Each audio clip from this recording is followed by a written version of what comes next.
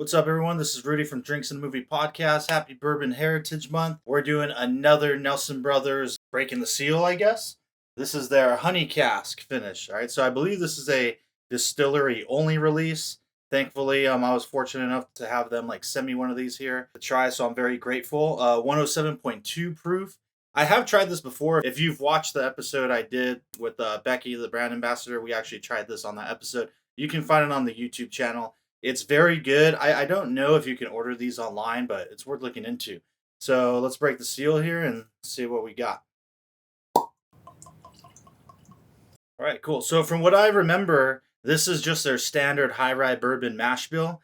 Except what happens is after that's ready, they take barrels that they've used already and they partnered with a honey people, True Bee Honey, I think, out of somewhere in Tennessee, I believe. Sorry, I'm probably getting these facts a little wrong. But basically, they fill the barrels with honey and then they let it sit for a little bit. So now that's getting kind of soaked into the wood and whatnot. And then from there, they get the barrels back, empty them out, and then they finish the whiskey, the bourbon, in that barrel again for I think it's 6 to 8 months or so. So it's going to pick up some of those honey characteristics. So it's important to note this isn't a flavored whiskey where they're just adding sugar and all this artificial flavoring to make it that way.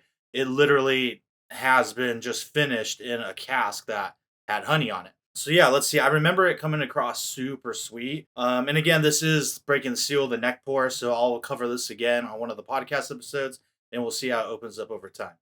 So yeah, here we go. Man, it's super nice. You definitely get the classic Nelson Brothers bourbon with that rye spice, but that honey sweetness is just really soft in kind of the background of the aroma.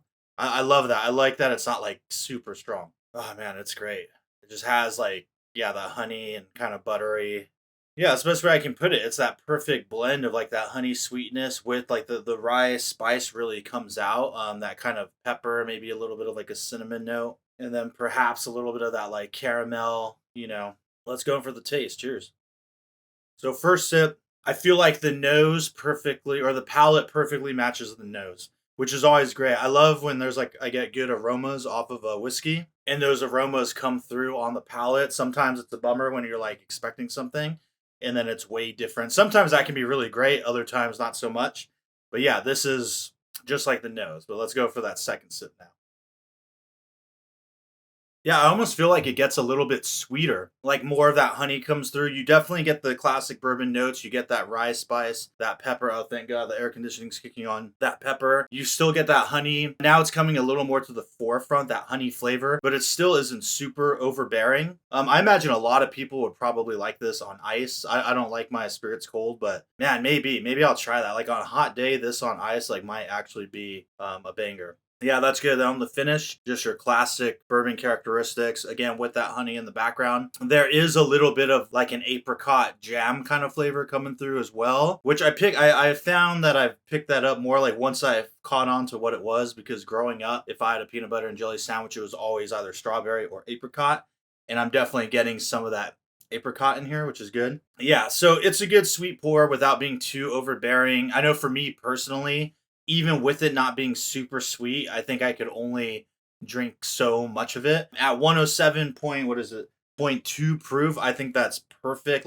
I think if it was anything lower, below 100, 90, 94 or something, it might lend itself too much into that sweet kind of sugary honey flavor. I think the little bit of proof really helps it out. So it's very well balanced, which is good.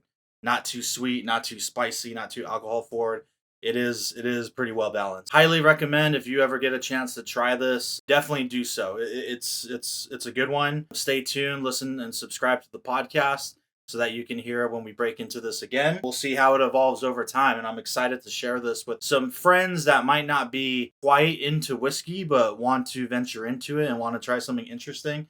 I think this would be a good conversation point and a good starter to get people maybe into exploring bourbon a little more. So anyway, thanks again, Nelson Greenbrier, for sending this my way.